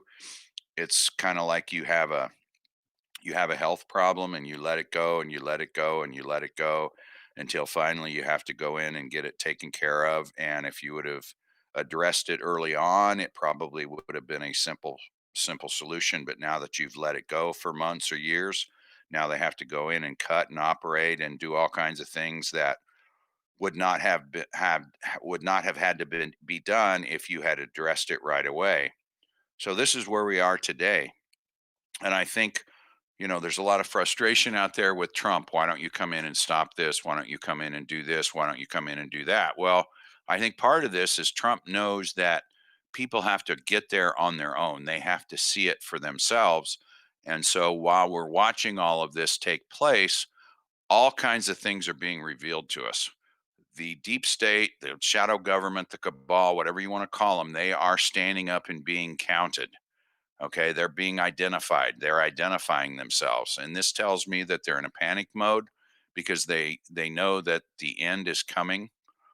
And just to look at the economy, it's really interesting to watch the effect that this George Floyd has had on the professional leagues, because now, we had the NFL that basically did not approve of the players taking a knee for the national anthem, or now they've completely reversed course now, and now they've said yes, it's okay. And that's going to be their downfall. That is going to kill them. It's going to kill them. It's going to kill some of these other sports leagues that are going to go along with that, because the people are not going to accept that. They're not going to take these demonstrations over patriotism, because that's really what it boils down to. And the thing of it is, it's funny watching this, because I have always said that the owners of these sports leagues, for the most part, are part of the cabal. If you look at who those owners are, for baseball, for basketball, for hockey, for football, go look up who those owners are and look at what other businesses that they own and they operate. They are part of the cabal. And the thing of it is, the cabal is throwing them under the bus. And I just wonder when they're going to figure that out. This is like the leader of the gang telling his gang members, go out and riot, go out and create war. And because it's for the gang leaders, it's for his own benefit. And he doesn't care how many gang members get killed, how many gang members get injured, how many of them lose their families, lose their houses, lose their lives. They don't care, because they want to survive. And at some point in time, these mid-level cabalists, these mid-level deep staters, they're gonna finally figure this out, that they're being thrown under the bus, and it's called being expendable, people. And so that's what we're seeing play out. So you kind of got to take the 1,000-foot view or 10,000-foot view of all this stuff and realize what's going on. And it's very interesting to me, because if I'm an NFL fan, as some of you probably know, and if they go along with this kneeling, I'm done. I'm done with them. I'm not going to go to any games. I'm not going to watch any games. And you know what? It's going to be a good thing for all of us, because every Sunday in the fall, it's nothing but all day of distractions. And now it's Thursday night for 3 hours. It's a distraction, and Monday night it's a 3-hour distraction. But Sunday, it's all day, starting at noon, going to 11 o'clock at night, and it's nothing but a distraction. Baseball, the same thing. Basketball, the same thing. Hockey, the same thing. We could be doing other things that are more productive, as opposed to sitting on our duffs in our chairs watching football or basketball or any of these sports and getting fed all kinds of commercials and getting fed all kinds of propaganda in the meantime. And it's Well, all gonna and I it's want to and it's I want all to interject right there, if and you it's don't all mind. bread and circus. It's all bread and Yes. circus. Let's go back to the Roman Empire. They had games.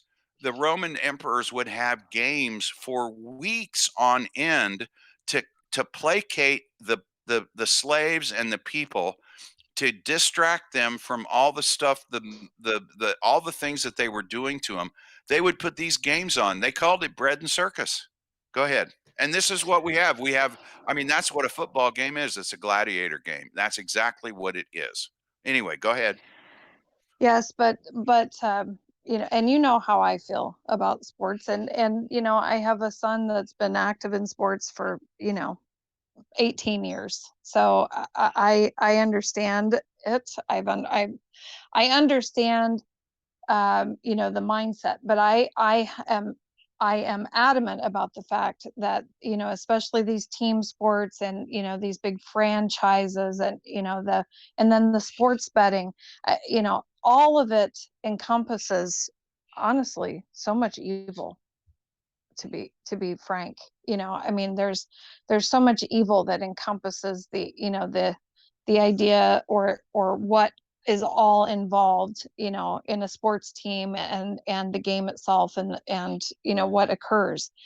But it is such, it's, you know, it's one of the main distractions for, you know, for the average American man, instead of focusing on family, focusing on, you know, self-improvement, evolution, you know, yourself, what you can do to improve yourself. There are hours upon hours upon hours for a large portions of the year, because, you know, you've got basketball that covers one season and football that covers the other season and baseball that covers this season and golf that covers, you know, that season.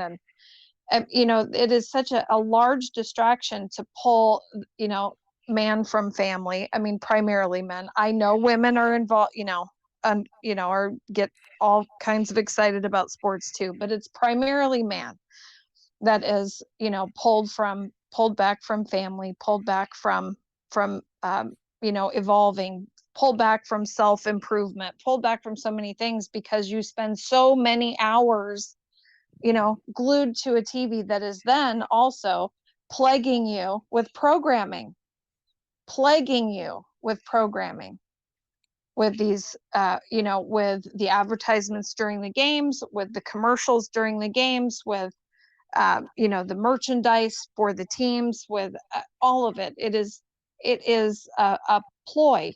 And I personally, although I'm very disgusted by the fact that, you know, we are seeing so many people turn on our country and stab the, you know, the very hand and the very platform, the very place, the very, you know, the sacred ground, you know, that provided them these opportunities in the first place, turn on what we stand for as a country, and, you know, just shit right in the face of people, excuse me, but that's what I see, you know. And you know, you are blatantly disregarding the main population that supports you, because, you know, most sports fans are, you know, those red-blooded Americans who, you know, are, you know, just dedicated to their sports teams and their games. And I feel like, you know, just like I see every other move that Trump has made, every other, you know, counter move that he's put into place, because he has taken these, you know, these executive orders and the legislation and the laws and, you know, and all of these things that have been put into place for decades to get us to where we are today, and to take, literally strip us of our rights and our freedoms and, you know, and everything this country stands for. And he is turning it all around and using it right up against them, you know, to stop them in their tracks, to take away, you know, the plans. And I feel like this whole sports thing, you know, because here we are, I mean, it's like it's 2017 all over again. or was that the end of 16 into 17? I can't remember, with the whole take anything initially. 2 And years. here we, Yeah, 2 years. Yeah. was it with 2 years ago? Kaepernick, And yeah. and here he is, it's going to turn right back around in their face, because this is going to be the people who are going to stand up against that. And I mean, I'm talking you, another friend of mine that is a diehard football fan, I mean, where I didn't know if anything was going to shake you guys from watching these damn games. And this will be it. And this will be it for a lot of people. Now, I don't personally know that, that it will get that to that point where they'll have the opportunity to take that damn knee. I don't know if this will go on that long. I don't know, but if they do, it's going to be to a pretty empty stadium, if that's the case. And I believe that, because I do believe that, these types of things are the things that, are really going to, and it's so sad to think about, that it's got to be this type of thing that shakes you up from, from being under that, that hypnotized state of mind about, sports and what it really means. But I feel like it's a symbol. It's a symbolism of movement, and how to change the mindset of people. And it's so basic, but it's so deep at the same time, and I feel like, again, the reaction of the people. Here we are. It's going to be about the reaction of the people, and it's going to be those people who take a stand on that. Just like the cops, I'm not all police departments, but probably most of them. I mean, I can think of a few myself who have participated in events that they knew were lies. Okay, they knew were lies, and they participated in these events. And some of those police officers did so because they felt it was for the greater good and for the protection of the people ultimately. Okay, I'm sure of that. They've, now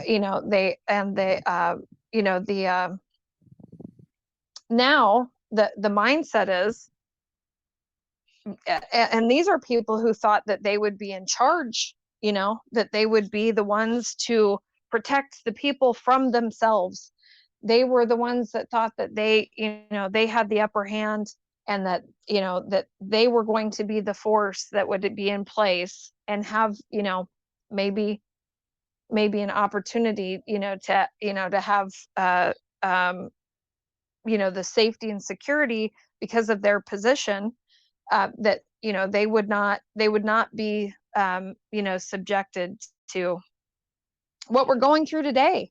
And I think I say this from the New York Police Department, and, and the agencies involved in the police, especially because, these people are now, I believe, police officers are starting to see the light, or the ones that have seen the light for years are now fed up, and they are going to speak out about it. And I think, that those are the people that are going to take a stand for our country and start to, reveal the things that, probably the majority of our audience already knows. And that would be, things like 9/11, things like Vegas, where these people will be the reaction of the people will be, what brings down, what tears down some of these lies that have been, told to us by our government. I think that, these are moves and counter moves. You know what I mean? Yeah, I do. And I think one thing we need to keep in mind too is the police departments are nothing but security firms for the corporations. I mean, that's what they're there for. They're just sort of an extension of the court system. And I know that's going down a path we probably don't have time for, but it's there's so much of this is all interconnected. But the sports thing is really, that's, I mean, they really nail the males in that one, because, I mean, how many males actually, when they're kids, don't play some sport? They don't play little league, they don't play basketball, they don't play flag football. They don't wrestle. They don't run track. They don't play tennis. They don't play golf, right? I mean, it's part of your activities in school, and it's healthy there. It's activity. It's physical activity. It's good on a lot of levels. I think sports competition teaches you a lot of things, but now they've taken it to a whole nother level through even college. I mean, high school is I don't know, maybe the only pure sports left in the world. College isn't for sure. Pros aren't. Pros haven't been for a very long time. So destroying that is going to be a good thing. And the thing of it is, they're going to destroy themselves. They're going to destroy themselves, and people are just not going to want to watch it anymore. They're going to realize that family is more important, that their friends are more important, and personal growth and evolution is more important.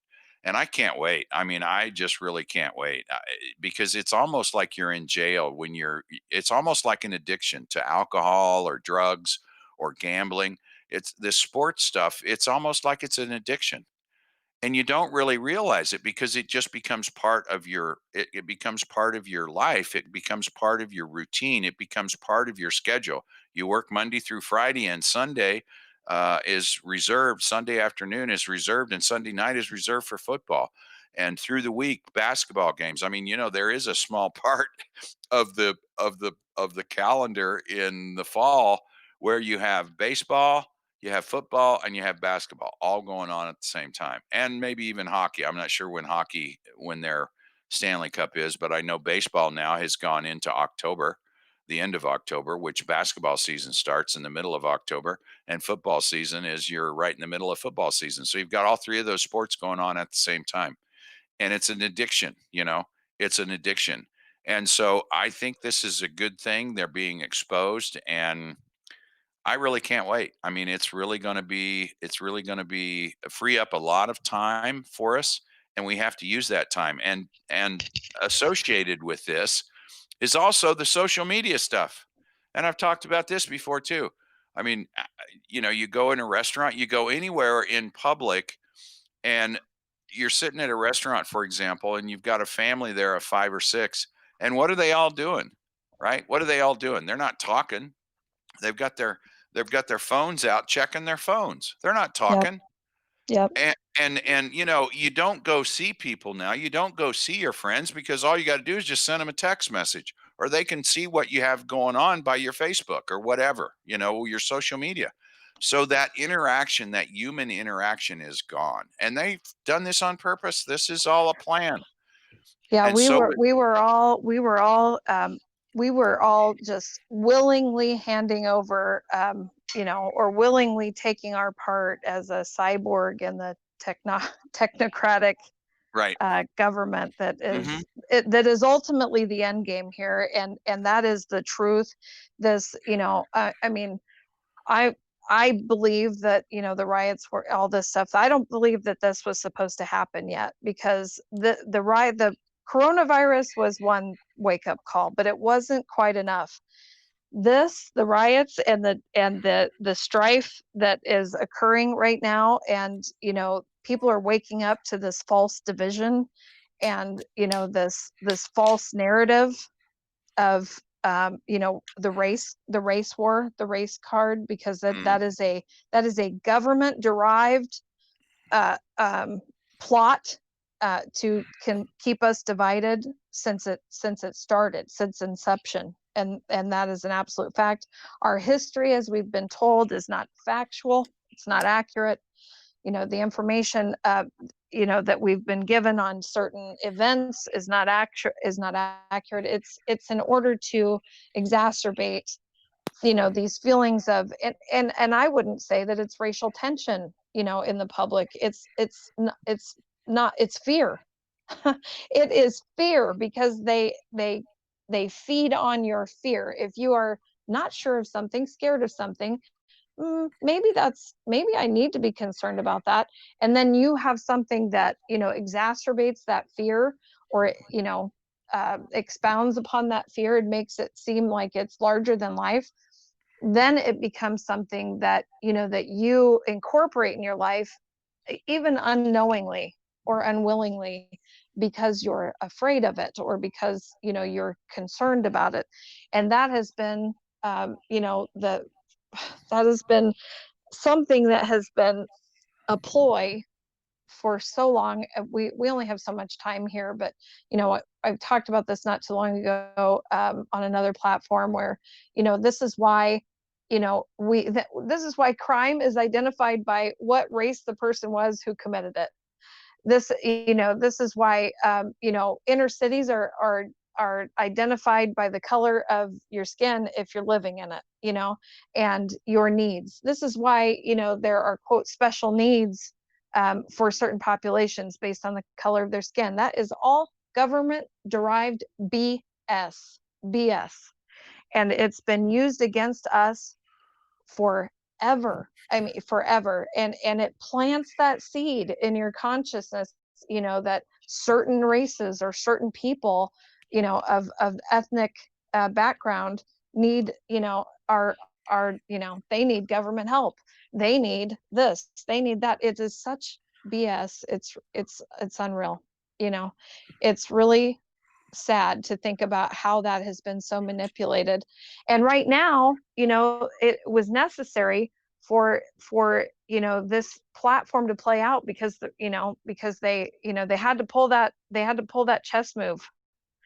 And so these people are being used based on their race, something that they've been intentionally suppressed with for decades. Minority leaders, Black leaders, I'm not going to say all of them on a blanket level, but a majority of Black leaders, political leaders, false idols, which goes to our sports games again. Our sports players, false idols, which you should not have. They have taken part in encouraging and ensuring that certain races are at a disadvantage. It's a moneymaker. It's what they do. It's another way to to inflate a funding stream that they can then rob from, that they can steal from. And that's a fact. That is a fact. Absolutely, hands down, that's a fact. But right now, most of these people cannot, they don't understand, how these topics are being manipulated, and that they don't care. The end game will not ensure that Black Lives Matter. It won't. It won't end that way if this path were to continue the way it is. It won't end. It won't matter. If you aren't in a certain position of a certain, certain stature in their minds, if you aren't a certain class, if you aren't a certain blood type, it won't matter what color your skin is. You definitely won't matter. That's a fact. But, this is how, entire races of people have been manipulated to think a certain way or to act a certain way against each other. And it's just time for it to stop. It's time for it to come to an end. I mean, it's way past time, but this is the time. And we're seeing that. In my opinion, we're seeing that. You are seeing a manipulated perspective from mainstream media or even social media, where you're led to believe that there are so many people of color are not in support of Trump. But that's not true. That is not true. He has more support than he's ever had.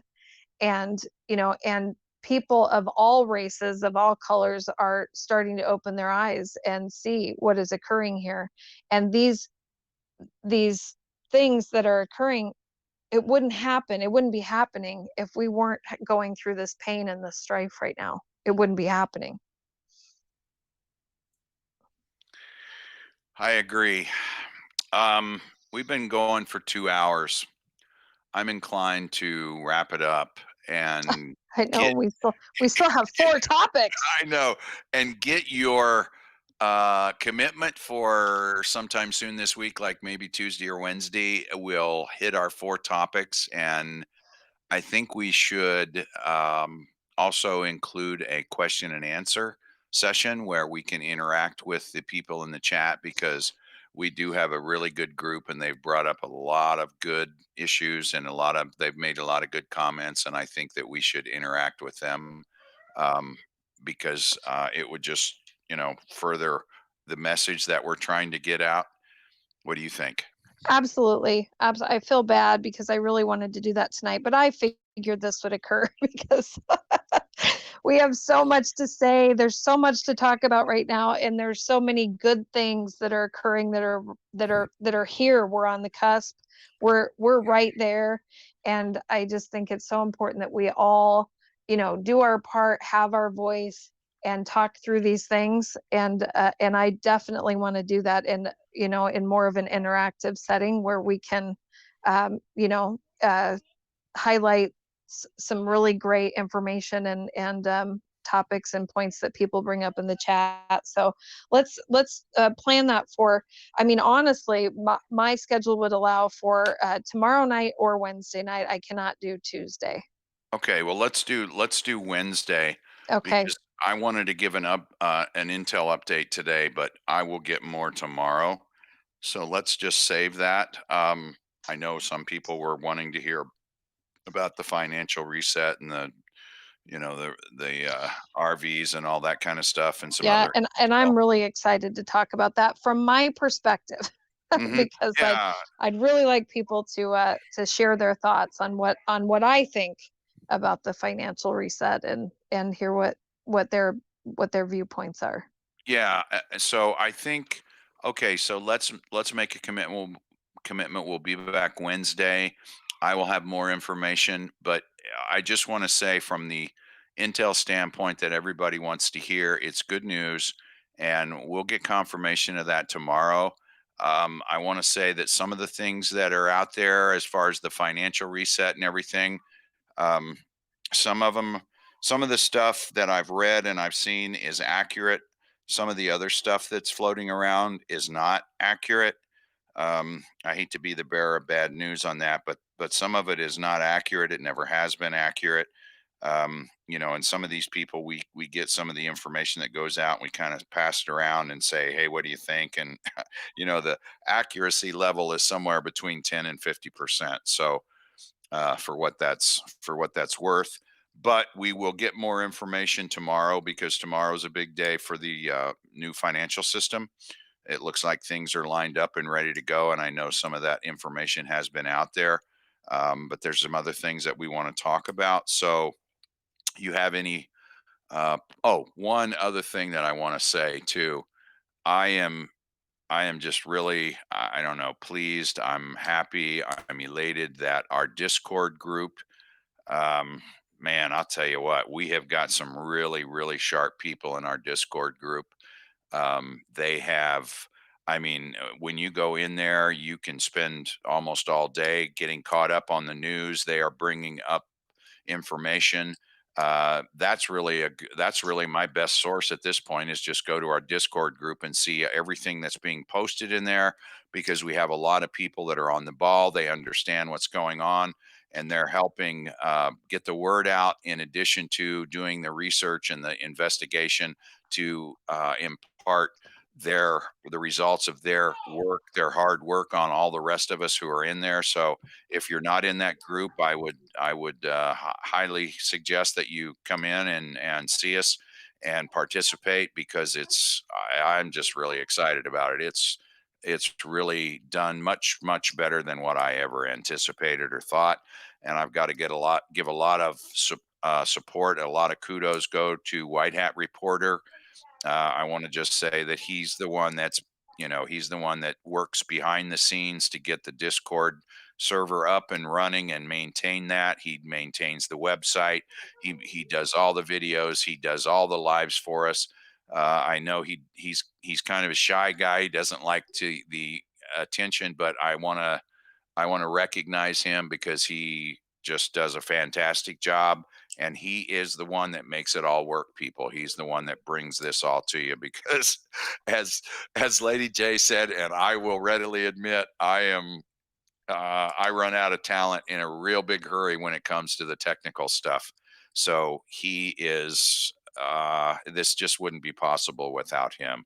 And now the Discord, you can find it. You can go to our website, whitehatsreport.com, and it's on the down on the right hand side on the home page. It's linked to the Discord, so you can click that link and come in that way. We've got Patreon subscribers. We have a lot of Patreon subscribers. We give them first run content. We give them other, I'm doing podcasts, trying to do podcasts on a weekly basis to give them some information.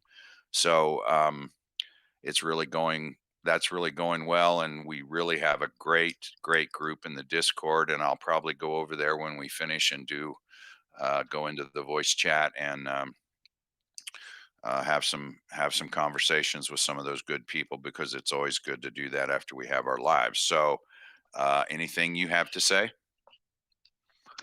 I want to say thanks to the technical advisor as well.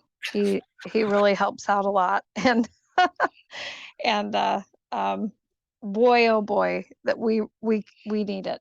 We need Yeah. all the technical help we can get. Well, and it, the thing of it is, and if you've never done these, you wouldn't really probably understand, but it really takes a load off of me anyway, and I'm sure you feel the same way, because you don't have to worry about the technical aspects of getting this all Yes, yeah. together.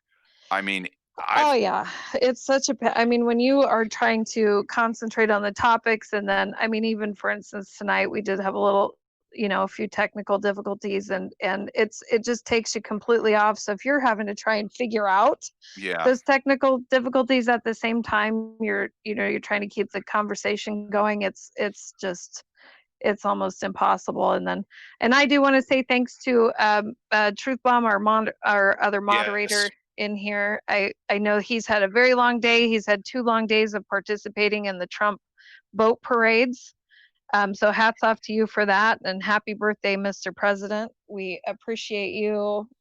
I mean, there are no words for how much I appreciate our president. No words. yeah, and I can't even express, yeah, but I appreciate Truth Bomb, and yeah, he's very tired. So he's a trooper for being in here right now. he And is. I really want to say thank you to all the chat, and how great everyone is, and the Discord is great. I do struggle to keep up in there a lot of times, because I'm just juggling a lot of plates, but there's a lot of great information. I hope everyone who isn't in there and wants to join, we put the link in the chat. So please come on in, and again, technical advisor, our other white hat, he would be the one to guide you if you have any issues or problems on the different levels in there to access the water cooler talk, and the other folders. He's your guy. Yep. And a shout out to Truth Bomb. He's our guy. He's always supporting us, and he's always there for us, and he's given us a lot of help, and he is a white hat. There's no doubt about it. And he's been out on the lake supporting Trump. He's been sending us some pictures of some of the boats, and it's really been good to, at least from a distance, be able to participate in some of that, because it's great to see it. It's so patriotic. And I'm sure he'll probably put together at least a collage of pictures, probably posted on his channel, so everyone.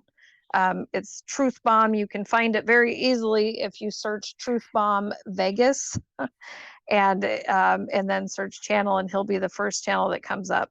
Truth Bomb. I'm sure he'll put a nice little video together on his adventures over the last 2 days. Okay. All right, everyone. Thanks for stopping by and listening to us tonight. And we will be back on Wednesday night, probably same, I don't know. I hate to say this, same bat time and same bat channel, huh? Can I say that? Yeah, that works. Okay. All right. And Truth Bomb just said he's going to release a video tomorrow or Tuesday, and I'll be looking forward to seeing that.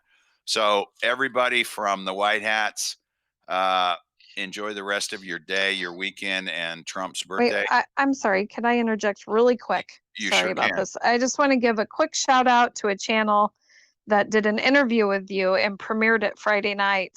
The channel is called Officer UFO One. Officer UFO One. I don't have a link for that, but the interview that was released, I think it was a little over 2 hours, right? Yeah. On that great interview, and everyone should go and listen to that interview and sub to that channel. He was really a great interviewer. I thought he did a great job. So He did. just want Yeah. to throw that out there. And I actually think that there was more that we talked about regarding Vegas that he's putting together and going to release here shortly. So, Yes, that's a follow up. Yeah, yeah. great channel. Yep. Okay, guys. The White Hats say happy birthday, President Trump. And this is Paladin and Lady J out.